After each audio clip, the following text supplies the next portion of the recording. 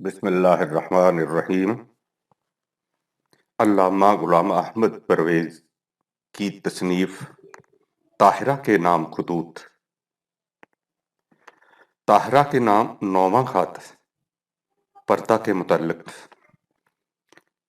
تم نے ٹھیک کہا طاہرہ کہ وَلَهُنَّ مِثْلُ الَّذِي عَلَيْهِنَّ، عورتوں کی جتنی ذمہ داریاں ہیں ان کے مقابل میں اتنے ہی ان کے حقوق بھی ہیں۔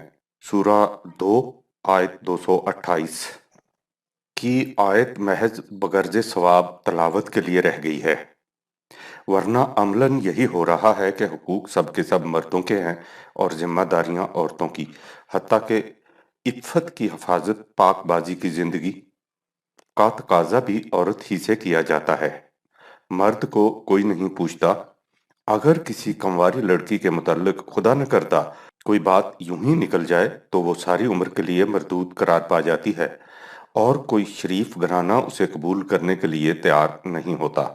لیکن انہی شریف گھرانوں میں جب لڑکے کے رشتے کے متعلق سوچا جاتا ہے تو بالعموم آغاز سخن اس طرح ہوتا ہے کہ لڑکے کی ماں اس کے باپ سے گلہ کے طور پر کہتی ہے کہ بیٹے کو کب تک اس طرح آوارہ ہونے دو گے؟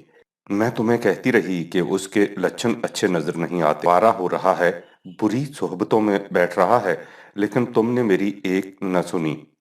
مرد آزاد اب وہ آدھی رات تک باہر رہنے لگ گیا ہے اور نہ جانے کہاں کہاں جھک مارتا پھرتا ہے۔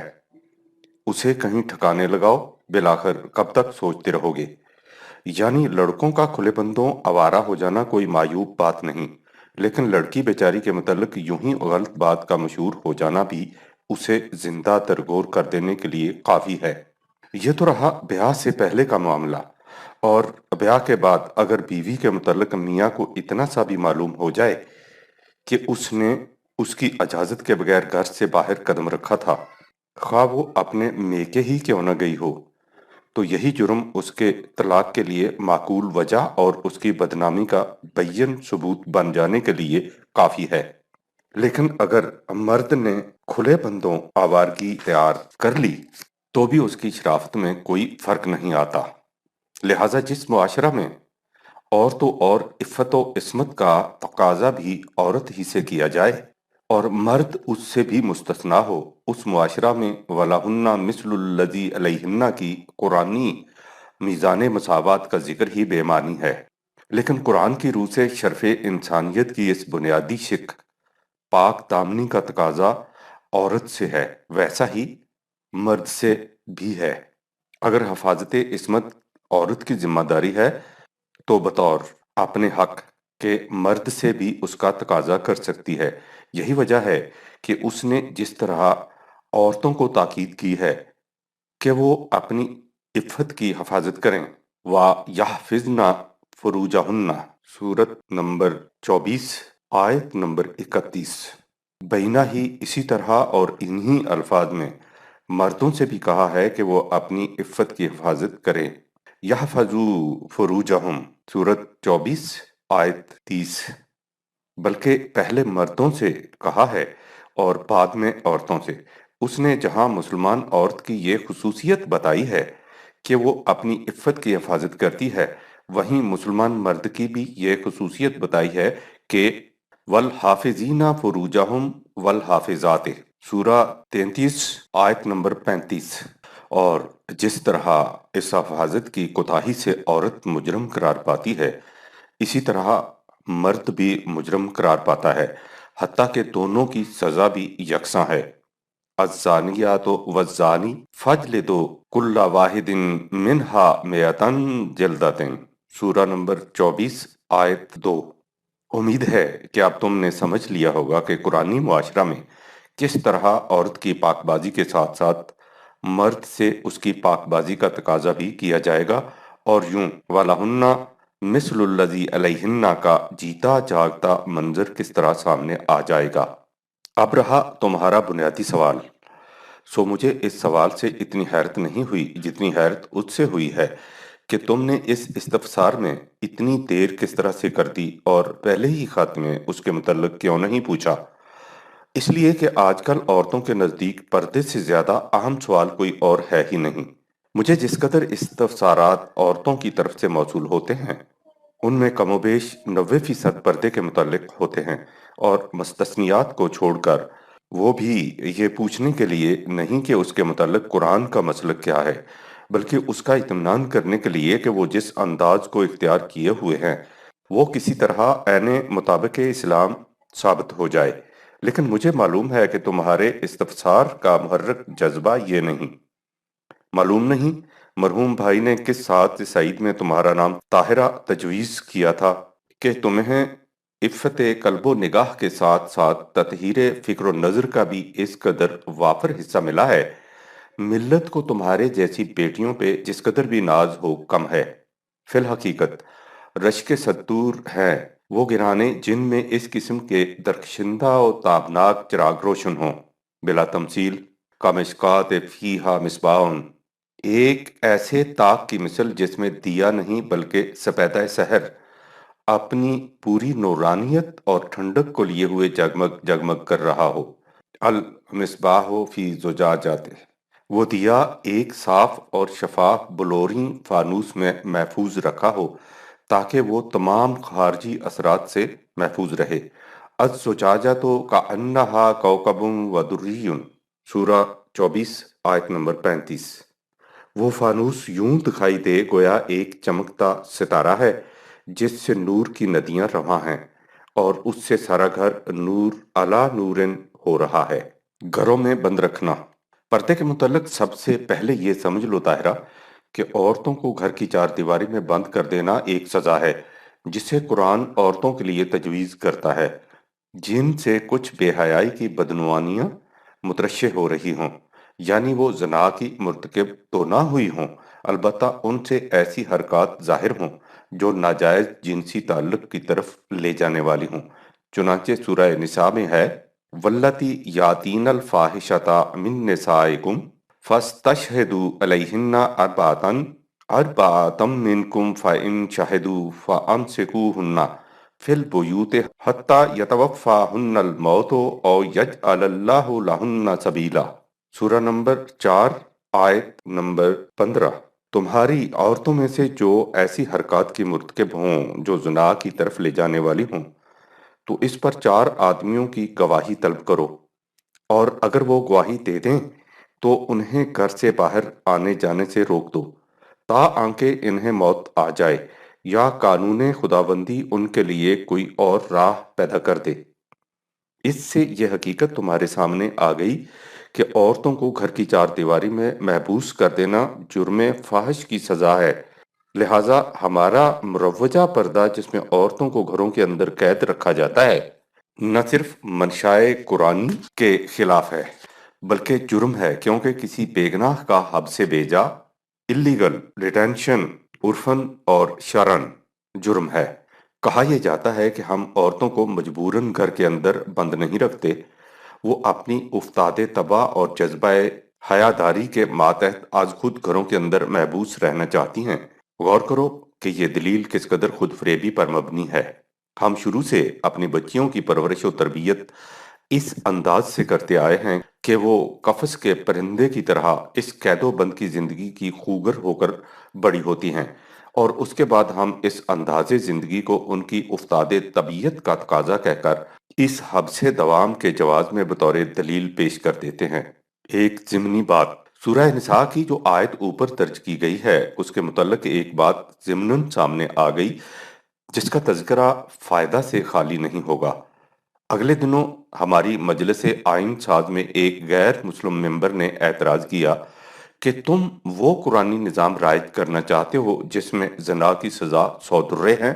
اس پر ہمارے مسلمان ممبر اس قدر جھینپے اور شرمائے کہ ان کے بس میں ہوتا تو وہ قرآن سے اس قسم کی معاذ اللہ وحشیانہ سزا کی آیت نکال دیتے اور پھر معترض سے نہایت فخر اور سرفرازی سے کہتے کہ وہ پرانے زمانے کی باتیں ہیں۔ ہم نے قرآن کا جو نیا ایڈیشن چھپوایا ہے اس میں اس قسم کی ازمنہ مظلمہ ڈارک ایجز کی کوئی وحشیانہ بات نہیں رکھی، لیکن یہ تو ان بیچاروں کے بس میں نہیں تھا، اس لیے اس کے جواب میں کہا کہ قرآن نے یہ شرط عائد کر دی ہے کہ زنا کا جرم ثابت کرنے کے لیے 4 عینی شاہد ضروری ہیں، یعنی ایسے گواہ جو یہ کہیں کہ انہوں نے اپنی آنکھوں سے اس فعل کو مرتکب ہوتے دیکھا ہے، اور چونکہ یہ ناممکن ہے کہ اس فعل کے چار عینی شاہد مل سکیں، کیونکہ ناجائز طور پر تو ایک طرف کوئی شخص جائز جنسی عمل بھی کسی کی موجودگی میں نہیں کرتا، اس لیے قرآنی ضابطۂ تعزیرات کے مطابق نہ زنا کا جرم ثابت ہو سکے گا اور نہ زانی اور زانیہ کے لیے اس قسم کی وحشیانہ سزا کی نوبت آئے گی۔ یہ کہہ کر یہ ہمارے مسلمان ممبر بہت خوش ہوئے ہوں گے کہ ہم نے قرآن کو ایک اتنے بڑے اعتراض سے بچا لیا۔ اب ان علم و بصیرت کے دشمنوں سے کون کہے کہ آپ نے قرآن کو اس اعتراض سے بچاتے بچاتے قرآن نازل کرنے والے خدا کو اس قسم کا قانون ساز بنا کر پیش کر دیا جس پر ساری دنیا ہنسے گی، لیکن اس میں ان کا بھی کوئی قصور نہیں۔ ہمارے ہاں اس آیت کا ترجمہ ہی یہ کیا جاتا ہے کہ جو عورتیں جرم زنا کی مرتکب ہوں ان کے مقدمے میں چار گواہ پیش کرو اور پھر یہ سزا دو۔ جیسا کہ میں نے اوپر لکھا ہے، یہ آیت زنا کے جرم کے متعلق نہیں بلکہ بے حیائی کی حرکات کے متعلق ہے جو آخر الامر زنا کی طرف لے جاتی ہے۔ بہرحال یہ تو ضمنی بات تھی، اب تم پھر اصل موضوع کی طرف آؤ۔ ہم نے دیکھ لیا ہے کہ قرآن کی روح سے عورتوں کو گھر کے اندر بند رکھنا بہت بڑا جرم ہے، لہٰذا اس قسم کا پردہ قرآنی پردہ نہیں ہے۔ میں نے تمہیں پہلے خط میں بتایا تھا کہ قرآن کی روح سے مرد اور عورت کے فرائض زندگی میں تقسیم عمل کا اصول کار فرما ہے۔ مرد کے ذمہ اکتساب رزق حصول معاش کا فریضہ عائد کیا گیا ہے اور عورت کے ذمہ اولاد کی پرورش اور تربیت کا اہم فریضہ۔ اب ظاہر ہے کہ ان فرائض کی ادائیگی کے لیے مرد کا میدان عمل معمولاً گھر سے باہر ہے اور عورت کا دائرہ عمل معمولاً گھر کے اندر۔ اس کے خلاف جانے سے مرد اور عورت کے فرائض حیات کی کماحقہ ادائیگی پر اثر پڑتا ہے۔ چنانچہ نکمے اور نکھٹو مرد کے متعلق کہا جاتا ہے کہ وہ تو عورتوں کی طرح گھر میں بیٹھا رہتا ہے۔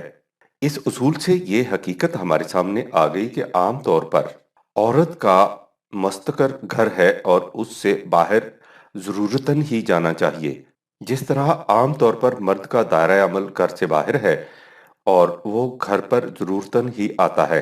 اسی بنا پر ارشاد ہوا کہ وَقَرْنَ فِي بُيُوتِكُنَّ سورہ 33 آیت نمبر 33۔ ان سے کہہ دو کہ ان کا مستقر ان کا گھر ہے، اس لیے وہ معمولاً گھروں میں رہا کریں۔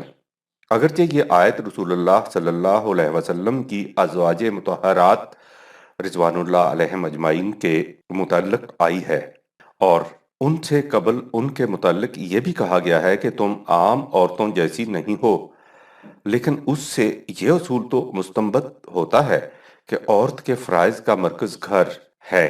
حقیقت یہ ہے کہ انسانی زندگی میں گھر ہوم کو ایک بنیادی اہمیت حاصل ہے۔ گھر کے معنی اینٹ پتھر کا مکان اور چولہا چوکا نہیں، اس سے مراد ہے مرد اور عورت کے لیے خوشگوار فضا اور پرسکون ماحول، ان کے لطیف جذبات کے نشو و نما پانے کا مقام، آنے والی نسل کی تعلیم و تربیت کا مرکز، ان کے لیے صحیح پرورش گاہ۔ یہ تربیت گاہ خاص طور پر عورت کے چارج میں رہتی ہے۔ یہ ہے گھر کے مستقر ہونے کا مفہوم۔ تصریحات بالا سے دو باتیں سامنے آ گئیں۔ نمبر ایک، عورتوں کو گھر کے اندر بند رکھنا اور انہیں باہر نکلنے نہ دینا قرآن کی روح سے سزا ہے، لہٰذا یہ قرآنی پردہ نہیں۔ اور نمبر دو، عورت کا مستقر گھر ہے۔ اب سوال یہ پیدا ہوگا کہ عورت گھر کے اندر کس طرح رہے اور گھر کے باہر کس طرح چلے پھرے۔ قرآن میں دونوں دوائر کے متعلق ہدایات دی گئی ہیں، لیکن قبل اس کے کہ میں ان قرآنی ہدایات کو بیان کروں، اس حقیقت کبریٰ کو پھر سامنے لے آؤ کہ قرآن کی روح سے عصمت کی حفاظت مردوں اور عورتوں دونوں کے لیے پاکیزگی سیرت کی بنیادی شرط ہے، اور مومن بننے کا اہم تقاضا اس کے نزدیک اس گوہر بے بہا کے تحفظ سے بے احتیاطی نہ صرف انفرادی سیرت ہی کو داغدار بنا دیتی ہے بلکہ قومی تمدن و تہذیب کو بھی تباہ و برباد کر کے رکھ دیتی ہے۔ قرآن کا انداز تعلیم و تربیت یہ ہے کہ وہ اس قسم کے جرائم کی سزا مقرر کرنے پر ہی اکتفا نہیں کرتا बल्कि वो इन मौाक़े व असबाब का सद्देबाब करता है जो इन जराइम के इर्तिकाब का मौजब बनते हैं। वो ये नहीं देखता रहता कि चोर चोरी करे तो फिर उसे जा पकड़ूं। वो इन रास्तों पर पहरे बिठा देता है जहां से चोर के आने का इम्कान हो, या यूं समझो कि वो चोर को नहीं मारता बल्कि चोर की मां को मारता है, ताकि चोर पैदा ही ना होने पाए। हिफाजत इस्मत के बाब में भी उसने यही अंदाज इख्तियार किया है। उसने ज़िना की सज़ा मुकर्रर की है, हत्ता के बाइस्मत शरीफ जातियों के खिलाफ तोहमत तराशी की भी सज़ा। लेकिन उसके साथ ही उसने ऐसी तदाबीर भी बताई हैं जिनसे इस जुर्म के इम्कानात व मौाक़े न पैदा होने पाएं। चूंकि बात सामने आ गई है, इसलिए मुझे ज़रा ज़्यादा वजाहत से समझा देना चाहिए, और इसमें रस्मी हिजाब और तकल्लुफ़ को माने नहीं होने देना चाहिए, क्योंकि तकल्लुफ़ात के मसनूई पर्दों की वजह से हकीकत निखर कर सामने नहीं आती। बात यह है कि इंसान के तबई तकाज़ों के कई अंदाज हैं। एक तकाज़ा है सांस लेने का, जिस पर जिंदगी का दारोमदार है। उस तकाज़े की कैफियत यह है कि ये ना तो अपने पैदा होने के लिए तुम्हारी नीयत या इरादे का मोहताज होता है, और ना ही उस तकाज़े की तस्कीन के लिए तुम्हें आमदन कुछ करना पड़ता है। तुम सोते हो या जागते, बैठते हो या चले जा रहे हो, तुम कुछ कर रहे हो, तुम्हारा ख्याल कहीं हो, सांस की आमदोरफ्त का सिलसिला अज खुद जारी रहता है। तुम्हें सांस लेने के लिए ना इरादा करने की जरूरत है और ना ही किसी अमल की, अलबत्ता सांस रोकने के लिए कोशिश, एफर्ट करने की जरूरत है। दूसरी किस्म का तकाजा है खाने पीने का। यह भी तुम्हारे ख्याल और इरादे का मोहताज नहीं। जब मैदे में कुछ न हो तो खुद भूख लग जाती है, और वो बढ़ती चली जाती है और तुम्हारी तवज्जुहात को अपनी तरफ मरकूज कर लेती है। हत्ता कि अगर तुम किसी गहरे ख्याल में मुस्तगरक हो तो इब्तदान भूख का एहसास नहीं होता, लेकिन जब उसकी शिद्दत बढ़ती है तो तुम्हारे जज्बो इन्हमाक के बावजूद ये तुम्हारी तवज्जो को अपनी तरफ खींच लेती है। यानी ये जज्बा तुम्हारे ख्याल और इरादे के बगैर पैदा होता है। तीसरी किस्म का तकाजा है जिनसी तकाजा, सेक्सुअल अर्ज। ये तकाजा सांस लेने और खाने पीने के तकाजों की तरह अज खुद पैदा नहीं होता। उसे बेदार करने के लिए ख्याल और इरादे की जरूरत होती है। अगर कोई शख्स अपने काम में इस तरह मुनहमिक है कि उसे दुनिया जहान की कुछ खबर नहीं, तो इस हालत में सांस का अमल अज खुद जारी रहेगा और भूख भी अज खुद लगेगी। और अगर वो शुरू में इसकी तरफ तवज्जो नहीं देगा तो कुछ वक्त के बाद वो उसकी तवज्जो को अपनी तरफ मबजूल कराकर चैन लेगी। लेकिन ये कभी नहीं होगा कि इस जज्बो इन्हमाक में जिनसी तकाजा भी अज खुद उभर आए और उसकी तवज्जो को अपनी तरफ खींच ले। इस तकाजा के उभरने का मदार ख्यालो अरादे पर है। लिहाजा तहफ़्फ़ुज़ इस्मत के लिए कुरान करता यह है कि वो ऐसे मौाक़े पैदा नहीं होने देता जो इंसानी ख्याल और तवज्जो को जिनसी हिजान की तरफ फेर दें। यह है वो नुक्ता मास का जिसके गिर्द पर्दे का सारा सवाल गर्दिश करता है।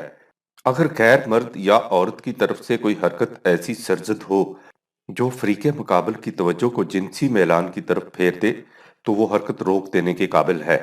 और अगर ऐसा इल्तिज़ाम हो कि इस किस्म की सूरत पैदा ना होने पाए, तो मुआशरे का ये अंदाज कुरानी मंशा के मुताबिक है। इस उसूली बहस के बाद अब ये देखो कि कुरान इस बाब में क्या इल्तिज़ाम करता है। पहले घर के अंदर की जिंदगी को लो। कुरान घर की खिलवत, प्राइवेसी के कायम रखने की ताकीद करता है। इसीलिए वो हुक्म देता है कि घर के अंदर जब तुम अपने घरों के अलावा किसी और के घर जाओ तो पहले अंदर जाने की इजाजत तलब करो।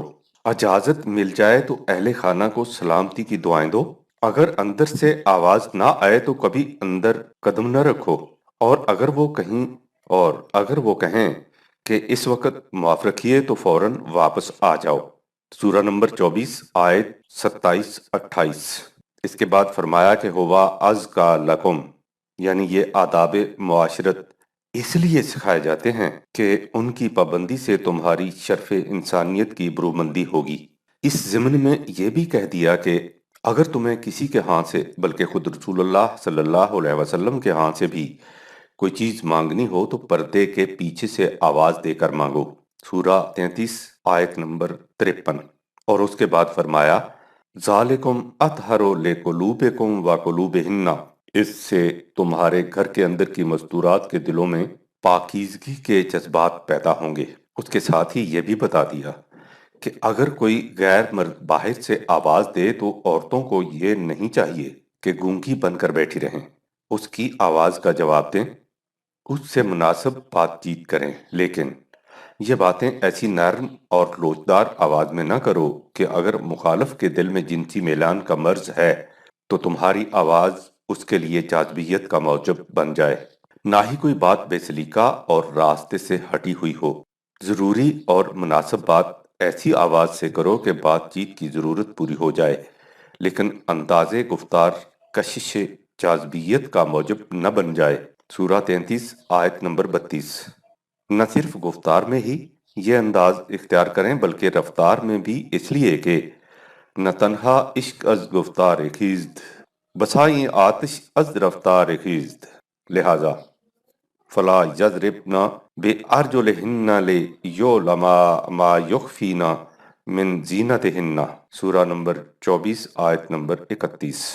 چلتے وقت اپنے پاؤں کو زمین پر اس انداز سے نہ ماریں کہ زیورات کی آواز فریق مخالف کے خیال کو ان کی طرف کھینچ لینے کا موجب بن جائے۔ دیکھا تم نے طاہرہ، قرآن کس طرح ایسے انداز اختیار کرتا ہے جن سے انسان کا خیال اور ارادہ جنسی میلان کی طرف آنے ہی نہ پائے۔ یہ تو رہا معاملہ ان مردوں کے ساتھ جو گھر سے باہر ہوں۔ اب گھر کے اندر آؤ۔ اس ضمن میں اس حقیقت کو سمجھ لینا چاہیے کہ قرآن زیب و زینت کی پوری اجازت دیتا ہے۔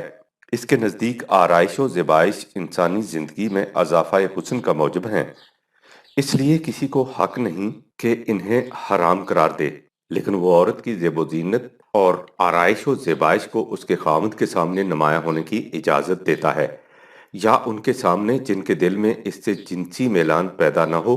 چنانچہ اس نے حکم دیا کہ وہ اپنی زینت کو نمایاں نہ ہونے دیا کریں بجز اپنے خاوندوں کے، یا اپنے باپ کے، یا اپنے خسر کے، یا اپنے بیٹوں کے، یا اپنے خاوندوں کے بیٹوں کے، یا اپنے بھائیوں کے یا بھتیجوں کے، یا بھانجوں کے، یا اپنی عورتوں کے، یا اپنے غلاموں اور لونڈیوں کے جو اس زمانے میں ہنوز گھروں کے اندر کام کاج کے لیے موجود ہوتے تھے، یا مردوں میں سے ایسے ملازموں کے جو اس قدر بوڑھے ہو چکے ہوں کہ نکاح کی حاجت نہ رکھیں، یا ایسے بچوں کے جو ابھی عورتوں کے پردے کی باتوں سے واقف نہ ہوں۔ سورہ نمبر 24 آیت نمبر 31۔ یہ اس لیے کہ لعلکم تفلحون، تاکہ تم کامیابی و کامرانی کی زندگی بسر کرو اور تمہارے معاشرہ کی صلاحیت بخش کوششیں ثمر بار و برومند ہوں۔ حتیٰ کہ بچوں اور غلاموں ملازموں کے متعلق بھی کہہ دیا کہ وہ صبح تمہارے اٹھنے سے پہلے اور دوپہر کے وقت جب تم آرام کر رہے ہو اور رات کے وقت اگر تمہارے کمرے میں آنا چاہیں تو اجازت لے کر آیا کریں۔ سورہ 24 آیت نمبر 58۔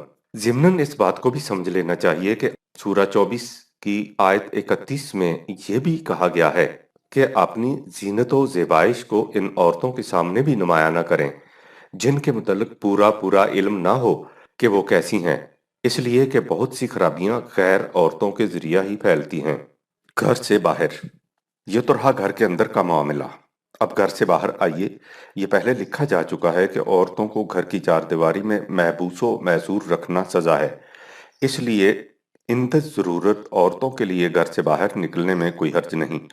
جب عورتیں باہر آئیں گی تو لامحالہ وہاں مرد بھی ہوں گے، لہٰذا عورتوں سے کچھ کہنے سے پہلے قرآن مردوں کو مخاطب کرتا ہے اور کہتا ہے کہ دیکھو یہاں عورتیں بھی پھر رہی ہیں، اس لیے انہیں گھورتے نہ پھرو، اپنی نگاہیں نیچی کر کے چلو۔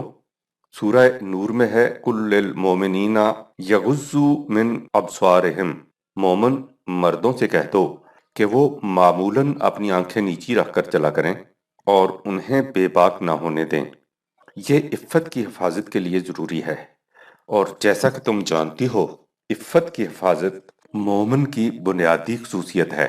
وَيَحْفَظُوا فُرُوجَهُمْ، آنکھیں جہاں دل کے پیغامات باہر پہنچاتی ہیں वहां बाहर के पैगामात के दिल तक पहुंचाने का सबसे बड़ा रास्ता भी यही है।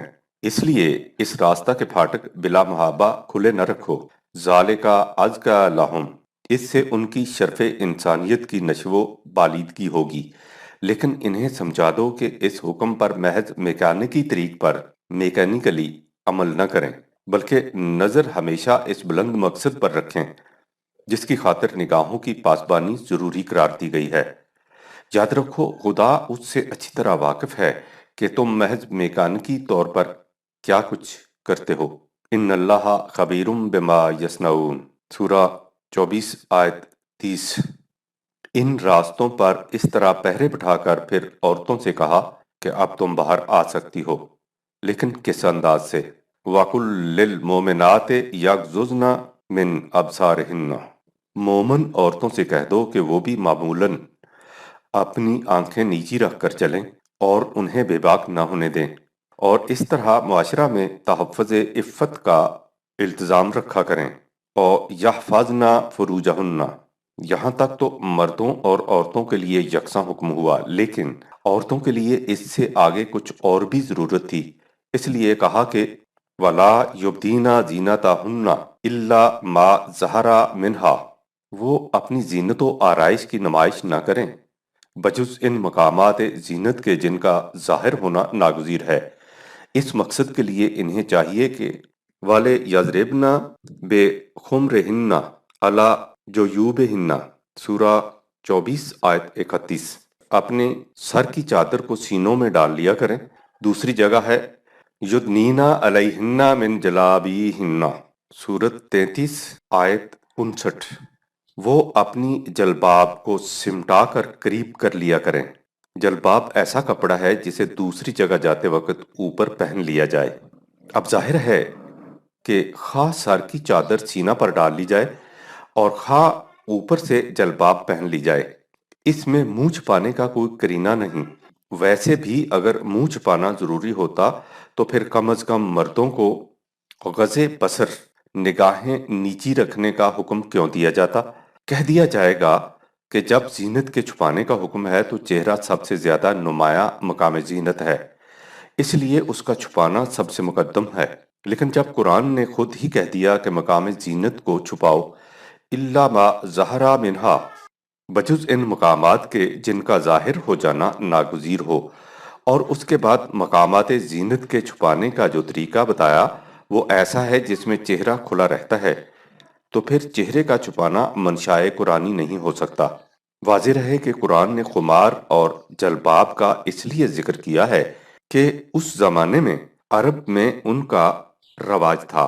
हमारे लिए ये जरूरी नहीं है कि हम ठीक ठीक उस जमाने के जलबाब और खुमार के मुताबिक ही चादरें और ओढ़नियां इस्तेमाल करें।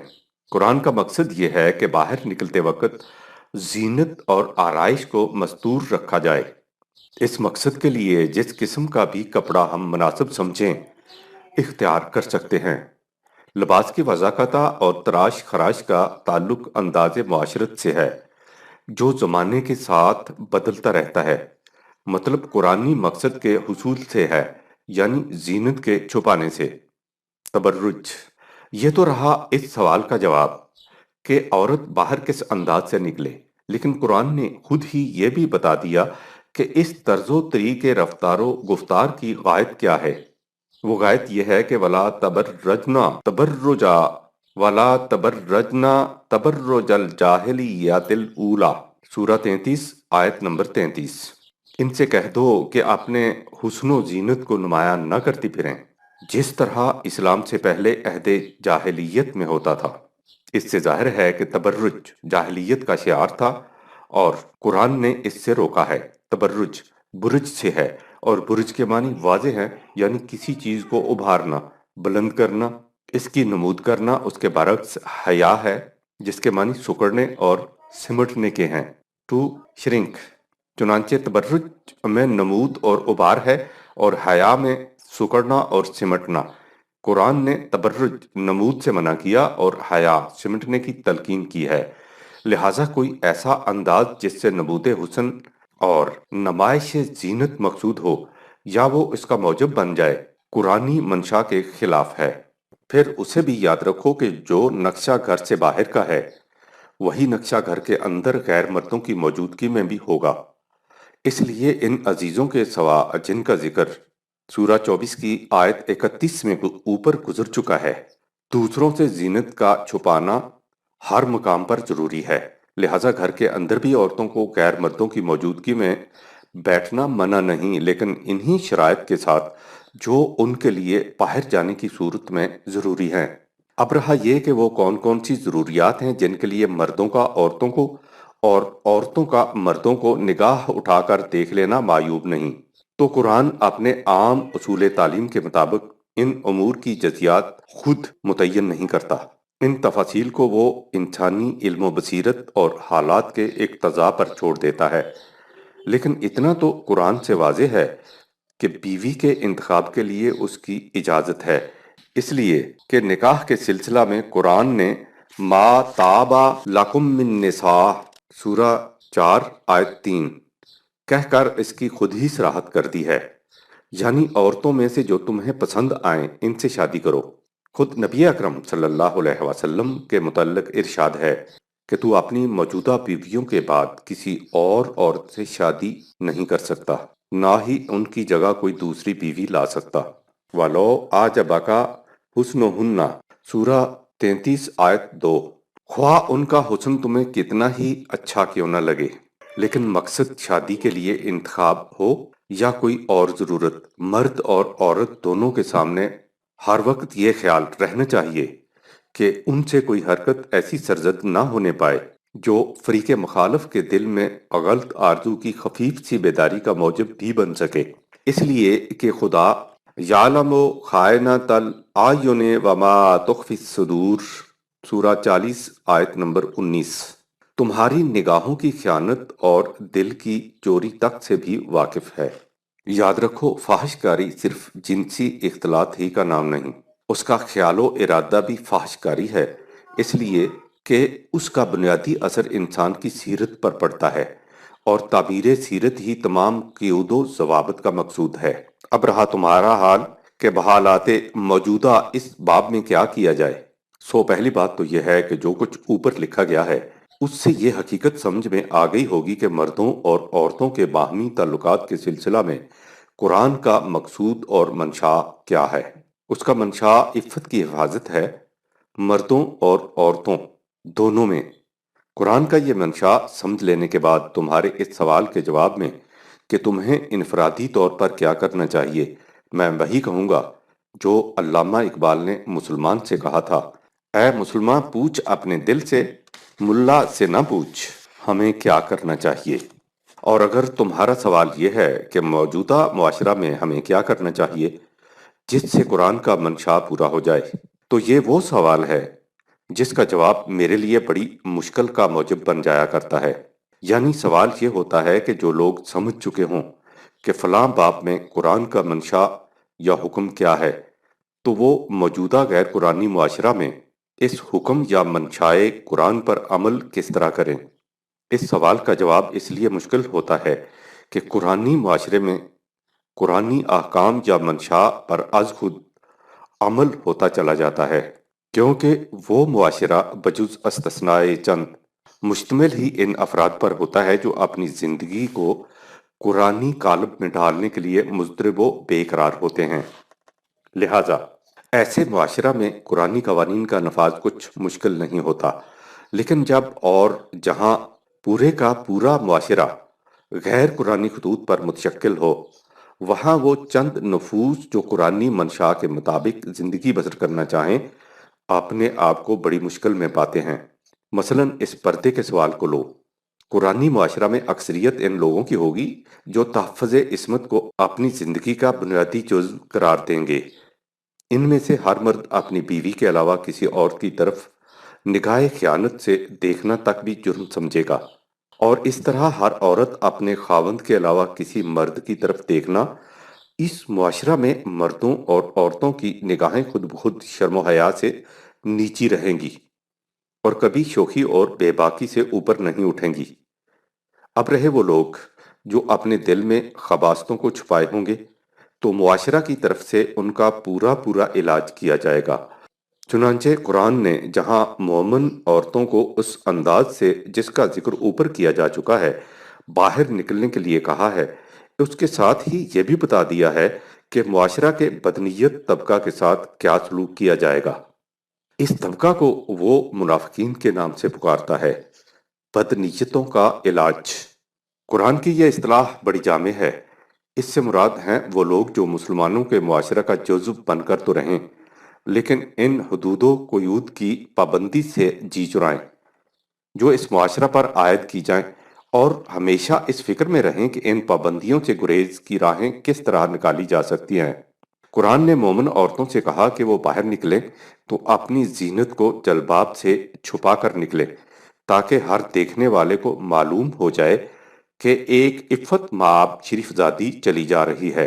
اس کے بعد ہے کہ لَإِن لَمْ يَنْتَهِ الْمُنْفِقُونَ وَالَّذِينَ فِي قُلُوبِهِم مَّرَضٌ وَالْمُرْجِفُونَ فِي الْمَدِينَةِ، اگر منافقین یعنی وہ لوگ جن کے دل میں خباثت کا مرض ہے اور جو طرح طرح کی جھوٹی خبریں پھیلا کر معاشرہ میں بدامنی پیدا کرنے کی کوشش کرتے ہیں، اپنی شرارتوں سے باز نہ آئیں تو پھر لا نغرینک بہم، معاشرہ کی انتظامی مشینری کے لیے ضروری ہو جائے گا کہ ان کے خلاف اٹھے اور ضروری کارروائی کرے۔ اس کے بعد اس تادیبی اقدام کا ذکر ہے جو ایسے لوگوں کے خلاف کیا جائے گا۔ اس کی پہلی کڑی یہ ہے کہ ان لوگوں کو معاشرہ سے دور رکھ کر ان کی اصلاح کی کوشش کی جائے۔ ثم لا یجاورونک فیہا الا قلیلا، سورہ 33 آیت نمبر 60۔ اگر وہ اس پر بھی اصلاح پذیر نہ ہوں تو انہیں حقوق شہریت اور دیگر مراعات و مفاد سے محروم کر دیا جائے۔ ملعونین، اگر اس پر بھی وہ باز نہ آئیں تو انہیں گرفتار کیا جائے۔ اینما ثقفوا اخذوا، اور اگر وہ حکومت کے اس اقدام کے خلاف سرکشی اختیار کریں اور قانون کا مقابلہ کریں تو اس بغاوت کی سزا قتل ہے۔ وَقُتِلُوا تَقْتِيلًا، سورہ 33 آیت 61۔ اس کے بعد قرآن کہتا ہے کہ یہ کوئی نئی بات نہیں جو ہم نے کہی ہے، سنت اللہ فی الذین خلوا من قبل، جہاں اور جب کبھی خدائی قوانین کے مطابق معاشرہ کی تشکیل ہوئی ہے وہاں معاشرہ میں فساد پیدا کرنے والوں کے خلاف ایسے ہی احکام نازل کیے گئے ہیں۔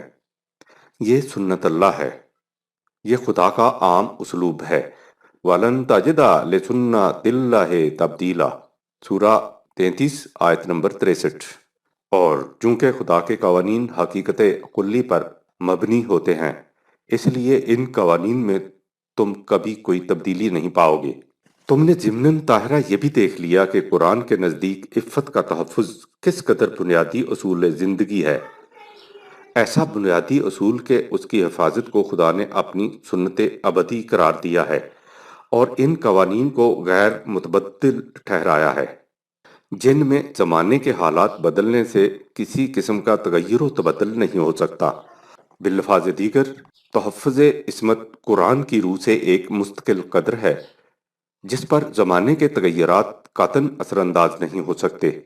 یہ آج بھی اسی طرح مستقل قدر ہے جس طرح 1000 سال سے پہلے تھی۔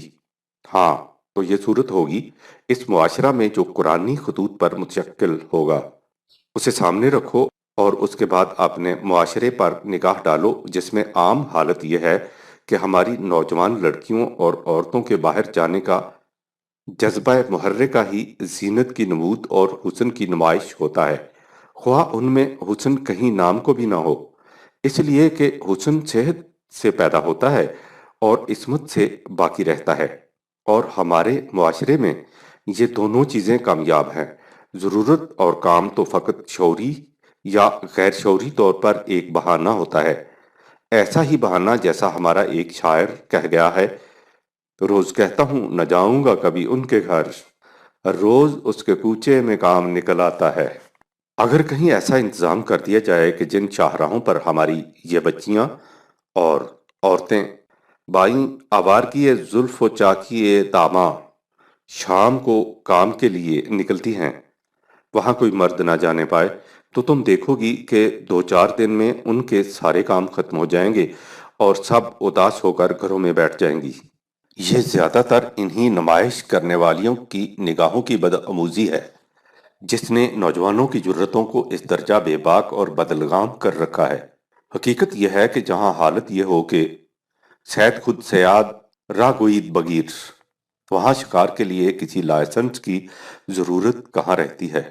इधर औरतों की ये कैफियत है और उधर मर्दों का ये आलम कि अगर कोई शरीफ जाती इस तरह लिपटे लिपटाए जा रही है कि जीनत का कोई मकाम भी जाहिर होने नहीं पाता, तो ये इतने ही से अपने जज्बाए हफ्सनाकी की तस्कीन कर लेते हैं कि मन अंदाज़े कदर रावी शनास हम, और ऐसे ऐसे फिक्रे चुस्त करते हैं जिनसे इंसानियत की पेशानी पर पसीना आ जाए।